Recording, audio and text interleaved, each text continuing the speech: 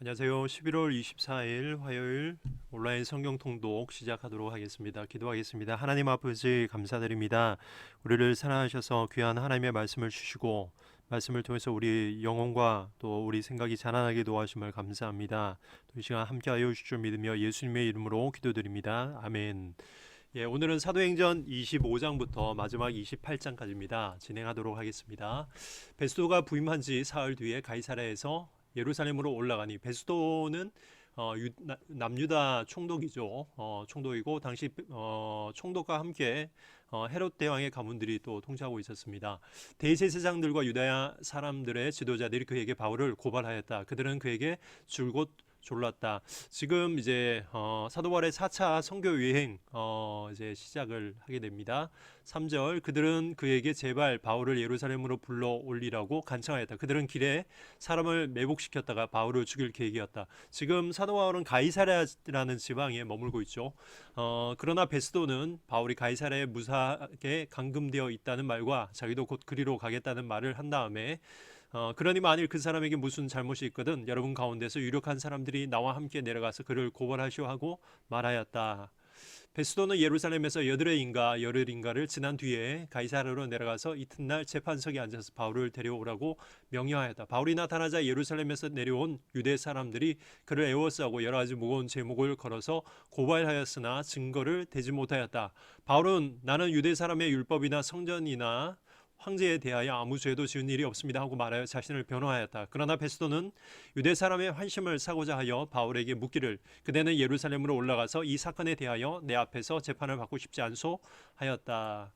바울이 대답했다. 나는 지금 황제의 법정에 서 있습니다. 나는 여기서 재판을 받아야 합니다. 각하께서도 잘 아시는 대로 나는 유대 사람에게 조금도 잘못한 것이 없습니다. 만일 내가 나쁜 짓을 저질러서 사형을 받을 만한 무슨 일을 하였으면 죽는 것을 마다하지 않겠습니다. 그러나 나를 고발하는 이 사람들의 고발 내용에 아무런 근거가 없으면 나는 누구도 나를 그들에게 넘겨줄 수 없습니다. 나는 황제에게 상소합니다. 황제는 시저 가이사이죠. 당시 사도 바울은 로마 시민권을 갖고 있었습니다. 학자들은 사도 바울의 아버지가 천막을 만드는 사업을 하고 있었는데 돈을 많이 들여서 로마 시민권을 얻게 되고 또 아버지가 로마 시민권자이면은 자녀는 자연스레 로마 시민이 되게 됩니다. 그래서 시민권자를 갖고 있다라고 추정을 합니다. 로마 시민이 되면은 어떤 또 사건이든지 이렇게 사도 바울처럼 황제에게 상소한다라고 하면은 황제 앞에서 재판을 받을 수 있는 자격이 있습니다. 사도 바울은 지금 이것을 이용해서 로마로 와서 복음을 전하려고 했죠. 12절입니다. 그때 베스도가 배심원들과 협의하고 그대가 황제에게 상소하였으니 황제에게로 갈 것이오 하고 말하였다. 며칠이 지난 뒤에 아그리빠 왕과 버니게가 베스도에게 인사하려고 가이사랴에 왔다. 아그리빠 왕은 여기서 헤롯 아그리빠 2세입니다. 2세이고 잠깐 헤롯 가문을 볼까요?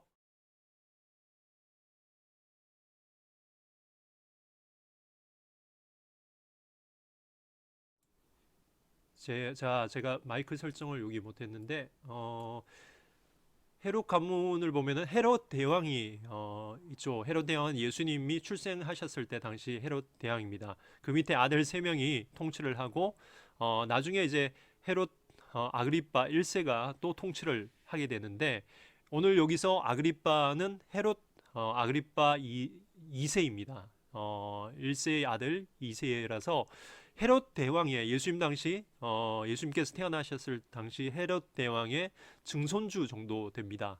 하여튼 요 아그리빠 왕과 버니게는 아그리빠 왕의 이제 누나나 아니면 여동생쯤 됩니다. 베스도에게 인사하려고 가이사랴에 왔다. 그들이 거기서 여러 날 지내는 동안에 베스도는 바울에 대한 고발 사건을 왕 앞에 내놓고 말하였다. 벨릭스가 가두어둔 사람이 하나 있는데 내가 예루살렘에 갔을 때 벨릭스는 여기 베스도 전에 총독이죠. 그 총독이 가두어둔 사람이 하나 있는데 내가 예루살렘에 갔을 때 유대 사람의 대제사장들과 장로들이 그를 고발하여 유죄 판결을 청하였습니다.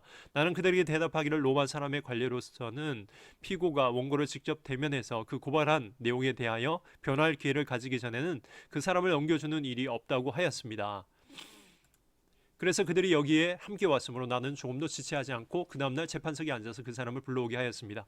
원고들이 일어나서 그를 고발할 죄목을 늘어놓았지만 내가 짐작한 그런 악한 일은 하나도 없었습니다. 그들이 그와 맞서 싸우는 몇몇 문제들은 자기네의 종교와 또 예수라는 어떤 죽은 이에 관한 일인데 바울은 그가 살아있다고 주장했습니다. 나는 이 문제에 대해서 어떻게 심리해야 할지 몰라서 바울에게 예루살렘으로 가서 이 사건으로 거기서 재판을 받기 원하는지 물어봤습니다. 그러나 바울이 황제의 판결을 받도록 그대로 갇혀 있게 해달라고 호소했으므로 내가 그를 황제에 보낼 때까지 그를 가둬두라고 명령했다는 거죠. 아그리빠가 베스도에게 말하기를 나도 그 사람의 말을 직접 들어보고 싶습니다 하니 베스도가 내일 그의 말을 들어보십시오 하고 대답하였다. 이튿날 아그리빠와 버니게가 위험을 갖추고 나와서 고급 장교들과 그 도시의 요인들과 함께 신문 장소로 들어왔다. 아까 말씀드렸지만 아그리빠와 버니게는 남매죠. 남매가 하여튼 신문 장소로 들어왔다. 그리고 베스도의 명령으로 바울을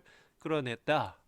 그때 베스도가 말하였다. 아그리빠 임금님, 그리고 우리와 자기를 같이 하신 여러분이 보신 대로 이 사람은 예루살렘에서나 여기나 모든 유대 사람이 그를 이 이상 더 살려두어서는 안 된다고 소리치면서 나에게 청원한 사람입니다. 그러나 나는 사형을 받을 만한 아무런 일도 하지 않았다고 판단했습니다. 그런데 그는 스스로 황제께 상소하였으므로 나는 그를 보내기로 로마로 보내기로 작정했습니다. 나는 그와 관련되어 있는 일을 황제께 써올릴 만한 확실한 자료가 없으므로 여기서 그를 신문해서 내가 써올릴 자료를 얻을까 하는 생각으로 그를 여러분 앞에, 특히 아그리빠 임금님 앞에 끌어다가 세웠습니다. 그를 고발할 어떤 객관적인 증거가 없기 때문에 하여튼 당시 함께 그 이스라엘 지역을 통치했던 다른 구역이지만 헤롯 아그리빠를 불러다가 다시 신문을 한다라는 거죠. 죄수를 보내면서 그의 죄목도 제시하지 않는다는 것은 이치에 맞지 않는 일이라고 생각해서 하여튼 신문을 다시 한다라는 겁니다. 26장입니다. 아그리빠 왕이 바울에게 말했죠. 할 말이 있으면 해도 된다. 바울이 손을 뻗치고 변하기 시작했습니다. 아그리빠 임금님, 오늘 내가 전하 앞에서 유대 사람이 나를 걸어서 고발하는 모든 일에 대해서 변화하게 된 것을 다행으로 생각합니다. 그것은 특히 임금님께서 유대 사람의 풍속과 쟁점들을 모두 잘 알고 계시기 때문입니다. 아무쪼록 내 말을 끝까지 참으시고 들어주시기 바랍니다. 내가 젊었을 때부터 살아온 삶을 모든 유대 사람이 알고 있습니다. 곧 그들은 내가 내 동족 가운데서 그리고 예루살렘에서 처음부터 어떻게 살았는지를 알고 있습니다. 그들은 오래전부터 나를 알고 있었으므로 증언하려고 마음만 먹으면 그들은 내가 우리 종교의 가장 엄격한 팔을 따라 바리새파 사람으로 살아왔다는 것을 인정할 것입니다. 지금 나는 하나님께서 우리 조상들에게 주신 약속에 소망을 두고 있기 때문에 여기 서서 재판을 받고 있습니다. 우리 12지파는 밤낮으로 열심히 하나님을 섬기면서 그 약속이 이루어지기를 바라고 있습니다. 저나 나는 바로 이 소망 때문에 유대 사람들에게 고발당한 것입니다. 여러분은 어찌하여 하나님께서 죽은 사람을 살리신다는 것을 믿을 수 없는 일로 여기십니까? 사실 나도 한때는 나사렛 예수의 이름을 반대하는데 할 수 있는 온갖 일을 다 해야 한다고 생각했습니다. 그래서 나는 그런 일을 예루살렘에서 하였습니다. 나는 대제 세상들에게 고난을 받아가지고 많은 성도를 옥에 가두었고 그들이 죽임당할 때 그 일이 찬동하였습니다. 그리고 해당마다 찾아가서 여러분 그들을 형벌하면서 강제로 신앙을 부인하게 하려고 하였습니다. 나는 그들에 대한 분노가 극도에 다다랐으므로 심지어 외국의 여러 도시들까지 박해의 손을 뻗쳤습니다. 한 번은 내가 이런 일로 대제 세상들에게 고난과 위임을 받아가지고 다마스쿠스로 가고 있었습니다. 임금님, 나는 길을 가다가 한낮에 하늘로부터 해보다 더 눈부신 빛이 나와 내 일행을 둘러 비추는 것을 보았습니다. 사도행전 9장의 사건이죠. 우리는 모두 땅에 엎드려졌습니다. 그때 히브리 말로 나에게 사울아 사울아 너는 어찌하여 나를 핍박하느냐, 가시도 붙인 채찍을 발길로 차면 너만 아플 뿐이다 하고 말하는 음성을 들었습니다. 그때 주님 누구십니까 하고 물었더니 주님께서 나는 내가 핍박하는 예수이다. 일어나서 발을 딛고 서라. 내가 내게 나타난 목적은 너를 일꾼으로 삼아서 내가 나를 본 것과 내가 장차 내게 보여줄 일의 증인이 되게 하려는 것이다. 나는 이 백성과 이방 사람들 가운데서 너를 건져내어 이방 사람들에게도 보낸다. 이것은 그들의 눈을 열어주셔서 그들이 어둠에서 빛으로 돌아서고 사단의 세력에서 하나님께로 돌아오게 하며 또 그들이 죄사함을 받아서 나에 대한 믿음으로 거룩하게 된 사람들 가운데 들게 하려는 것이다 하고 말씀하셨습니다.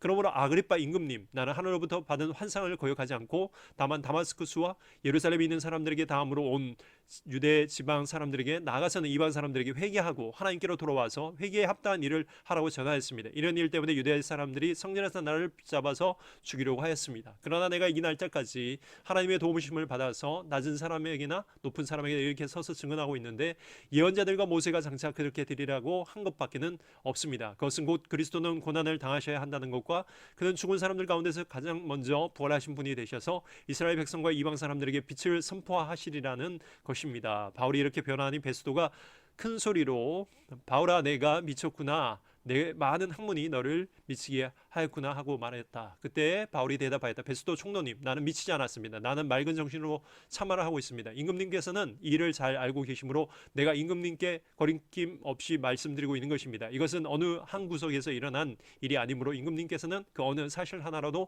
모르실 리가 없다고 생각합니다. 아그리빠 임금님, 예언자들을 믿으십니까? 믿으신 줄 압니다. 그러자 아그리빠 왕이 바울에게 말했다. 그대가 짧은 말로 나를 설복해서 그리스도인이 되게 하려고 하는가? 바울이 대답하였다. 짧거나 길거나 간에 나는 임금님뿐만 아니라 오늘 내 말을 듣고 있는 모든 사람이 이렇게 결박을 당한 것 외에 꼭 나와 같이 되기를 하나님께 빕니다. 왕과 총독과 버니게와 및 그들과 함께 앉아있는 사람들이 다 일어났다. 그들이 물러가서 서로 말하였다. 그 사람은 사형을 당할 거나 다칠 만한 일을 한 것이 하나도 없어. 아그리빠 왕이 베스도에게 말했다. 그 사람이 황제에게 상소하지 않았으면 석방될 수 있었을 것이요. 27장입니다. 우리가 배로 이탈리아로 가야 하는 것이 결정되었을 때 이제 로마로 가게 되죠. 그들은 바울과 몇몇 다른 채수를 황제 부대의 백부장 율리오라는 사람에게 넘겨줬다. 백부장은 100명의 병사들을 거느리고 있는 사람이죠. 우리는 아드라무테노 호를 타고 출항하였다. 이 배는 아시아 연안의 여러 곳에 항해하는 배였다. 데살로니가 출신인 마게도냐 사람 아리스타고도 우리와 함께 하였다. 이튿날 우리는 시돈의 배를 대었다. 율리오는 바울에게 친절을 베풀어 친구들에게 가서 보살핌을 받는 것을 허락하였다. 우리는 시돈을 따라서 백길을 갈 때 맞바람 때문에 키프로스 섬을 바람막이로 삼아 항해하였다. 예, 지도를 보겠습니다.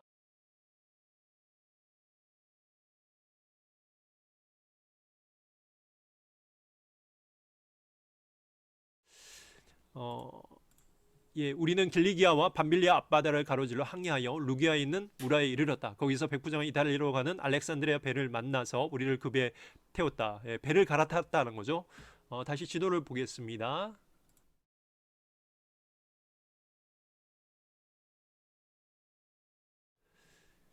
우리는 여러 날 동안 천천히 항해해서 겨우 니도 앞바다에 이르렀다. 그런데 우리는 맞바람 때문에 더 이상 나갈 수 없어서 크레타 섬을 바람막이로 삼아 살몬의 앞바다를 항해하여 지나갔다. 그리고 우리는 크레타 남쪽 해안을 따라 겨우겨우 항해하여 라세아 성에 가까운 도시인 아름다운 미항이죠. 아름다운 항구라는 곳에 닿았다. 많은 시일이 흘러서 금식기간이 이미 지났으므로 벌써 항해하기에 위태로운 때가 되었다. 그래서 바울은 그들에게 이렇게 충고하였다. 여러분, 내가 보기에 지금 항해를 하다가는 재난을 당할 것 같은데 짐과 배의 손실만 아니라 우리의 생명까지도 이를지 모릅니다. 그러나 백부장은 바울의 말보다 선장과 선주의 말을 더 믿었다. 그리고 그 항구는 겨울을 나기에 적합하지 못한 곳이므로 거의 모두는 거기에서 출항하여 할 수 있으면 베닉스로 가서 겨울을 나기로 뜻을 정했다. 베닉스는 크레타 섬의 항구로서 서남쪽과 서북쪽을 바라보는 곳이었다. 지금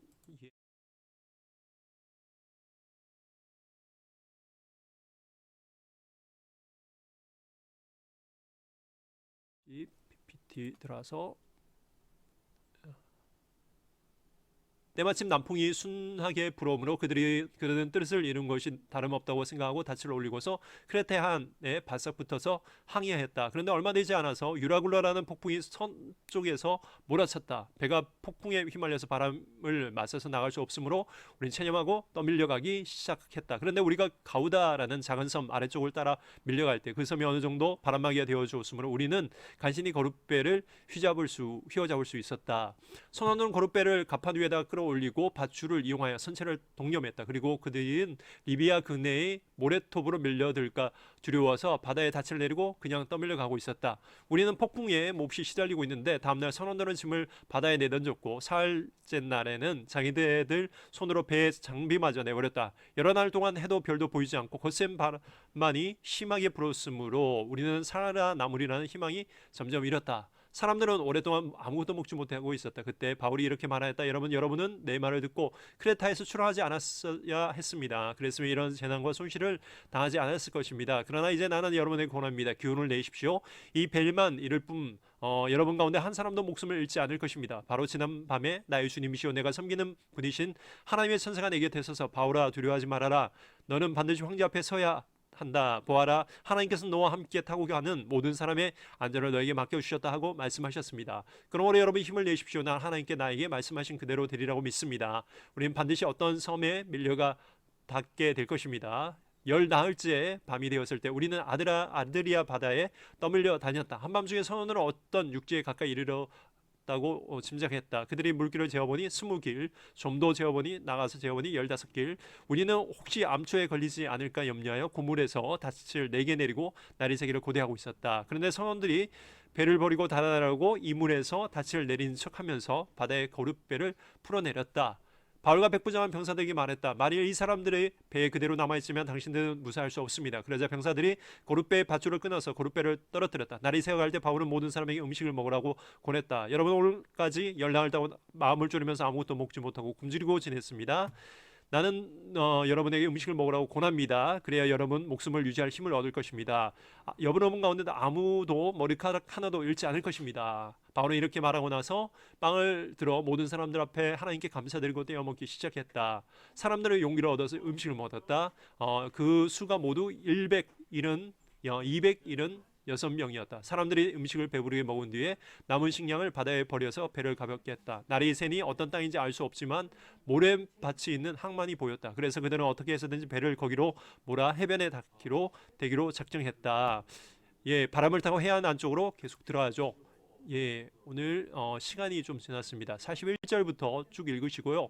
28장은 이제 사도 바울이 섬에 도착하게 되고 말타라는 섬에 도착하게 되어서 그곳에서 있었던 일과 다시 저 로마까지 가고 로마에서 2년 동안 복음을 전했다라는 것으로 마무리를 하고 있습니다.